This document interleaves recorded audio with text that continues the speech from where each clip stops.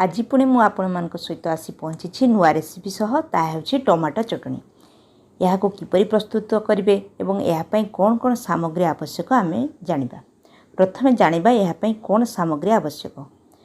3-4टी tomato नेबे, 4-5टी रसुण पाखुड़ा नेबे, कंचा लंका और किछि जीरा। प्रथमे कड़ाई रे तेल गरम करेंगे, तापर तेल रे कंचा लंका अल्प मझिरु फाड़ करी पकाइबे, तापर जीरा और रसुण कड़ाई रे पकाइबे एवं टमाटो को गोल गोल करी काटी से तेल रे पकाइबे।